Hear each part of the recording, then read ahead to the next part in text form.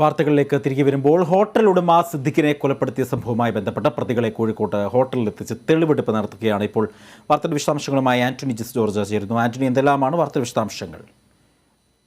9:55 കൂടിയാണ് രണ്ട് പ്രതികളെയും ഫർഹാന അതുപോലെ തന്നെ ഷിബിൽ എന്നിവരെ കോഴിക്കോട്ടെ കൊലപാതകം നടന്ന ഡീകാ സൈൻ ഹോട്ടലിൽ എത്തിച്ചത്. ഇപ്പോൾ പ്രതികളുമായി ഹോട്ടലിനുള്ളിൽ തെളിവെടുപ്പ് തുടരുകയാണ്. ആദ്യം ഷിബിലിയെയാണ് ഈ ഹോട്ടലിനുള്ളിലേക്ക് കയറ്റിയത്.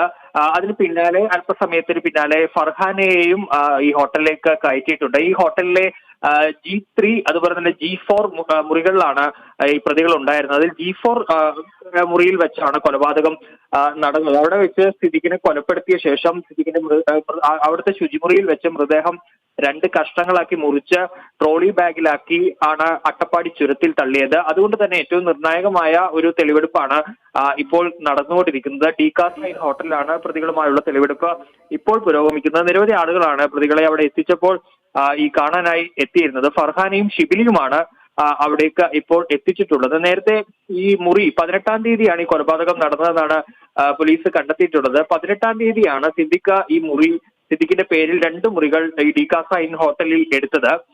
എടുത്ത അടുത്ത ദിവസത്തിനുള്ളിൽ രാത്രിയോ മറ്റോ കൊലപാതകം നടന്നു. ആ കൊലപാതകം നടന്ന പ്രതികൾ 19 ഉച്ചയ്ക്ക് 3 മണിയോട് കൂടി അവിടെ നിന്ന് പോകുന്നതിന്റെ അടക്കം CCTV ദൃശ്യങ്ങളും കിട്ടിയിരുന്നു. അതുകൊണ്ട് തന്നെ നിർണായകമായ ഒരു തെളിവെടുപ്പാണ് ഇന്ന് കോഴിക്കോട് നടക്കുന്നത്. കോഴിക്കോടാണ് ഈ ഇന്നത്തെ തെളിവെടുപ്പ് നിശ്ചയിച്ചിരിക്കുന്നത്. ഇവിടുത്തെ തെളിവെടുപ്പിന് ശേഷം ഈ ഇലക്ട്രിക് കട്ടർ വാങ്ങിയ പുഷ്പ ജംഗ്ഷനിലെ കടയിലേക്ക് പോകും. അതിനുശേഷം ട്രോളി ബാഗ് വാങ്ങിയ കടയിലേക്കുമാണ് ഇന്ന് തെളിവെടുപ്പ് നടക്കുക. അതുപോലെ തന്നെ സിദ്ദിഖിന്റെ ഒളവണ്ണയിലെ ഹോട്ടലിലും പ്രതികളെ എത്തിച്ച് തെളിവെടുപ്പ് നടത്തും. ഇന്ന് കോഴിക്കോടാണ് തെളിവെടുപ്പ് നടക്കുന്നത്. ഇന്നലെ അട്ടപ്പാടി ചുരത്തിലെ തെളിവെടുപ്പ് പൂർത്തിയായിരുന്നു. പ്രതികളെ അവിടെ എത്തിച്ച് നടത്തിയ തെളിവെടുപ്പിൽ പ്രതികൾ ഈ കൊലപാതകം നടത്തിയതിനു ശേഷം മൃതദേഹം എവിടെയാണ് ഉപേക്ഷിച്ചത്, എങ്ങനെയാണ് ഉപേക്ഷിച്ചത്, അതുപോലെ തന്നെ സിദ്ദിഖിന്റെ മൊബൈൽ ഫോൺ ഉപേക്ഷിച്ച സ്ഥലം ഉൾപ്പെടെ കാണിച്ചു കൊടുത്തിരുന്നു. തുടർന്ന് അവിടെ നടത്തിയ അട്ടപ്പാടി ചുരത്തിലെ 8-ാം വളവിൽ നടത്തിയ പരിശോധനയിൽ സിദ്ദിഖിന്റെ മൊബൈൽ ഫോണും കണ്ടെത്തിയിരുന്നു.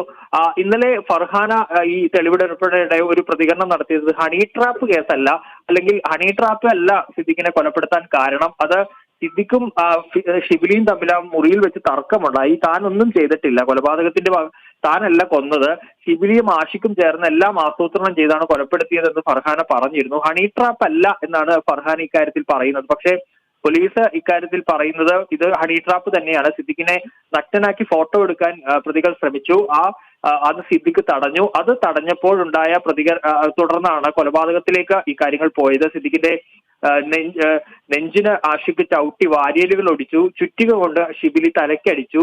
തുടർന്ന് കൊലപാതകം നടന്നതോടുകൂടി പ്രതികൾ പുറത്തു പോയി ഇലക്ട്രിക് കട്ടർ വാങ്ങി മൃതദേഹം 2 കാലുകളും മുറിച്ചു മാറ്റി. തുടർന്ന് 2 ട്രോളി ബാഗുകൾ വാങ്ങി. ആ ട്രോളി ബാഗുകളിൽ അടച്ച മൃതദേഹം സിദ്ദിഖിന്റെ തന്നെ കാറിൽ കയറ്റി പാലക്കാട് അട്ടപ്പാടി ചുരത്തിലെ 9-ാം വളവിൽ കൊണ്ടുപോയി കളഞ്ഞു എന്നായിരുന്നു കണ്ടെത്തിയത്. ഏതായാലും നിർണായകമായ തെളിവെടുപ്പാണ് ഇപ്പോൾ പുരോഗമിച്ചുകൊണ്ടിരിക്കുന്നത്. ഹോട്ടൽ ഡീകാ സൈനിലാണ് തെളിവെടുപ്പ് നടക്കുന്നത്. അജി. ശരി ആന്റണി.